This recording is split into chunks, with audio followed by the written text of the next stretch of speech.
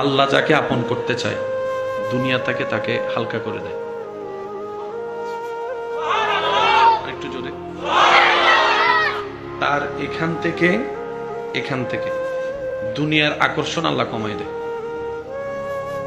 দুনিয়ার প্রতি তার আকর্ষণ থাকে না, যার কারণে সে পাওয়ার হিসাবও করে না, হারানোর লসের হিসাবও করে না। আর এগুলো না করার কারণে তার কোনো টেনশনও থাকে না। বলেন না সুবহানাল্লাহ। হিকমতটা একটু বোঝার চেষ্টা করব।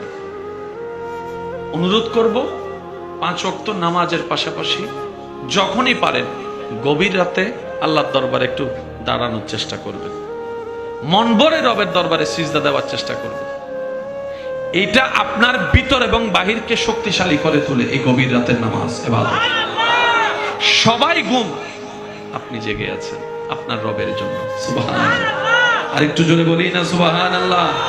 ওই সময়ের ইবাদত, ওই সময়ের জিকির, ওই সময়ের কোরআন তেলাওয়াত, ওই সময়ের রবের কাছে দোয়া করা, ওই সময়ের কান্না করা 1000 বছরের পথ আল্লাহ চাইলে আপনাকে পার করে দিতে পারে। সুবহানাল্লাহ।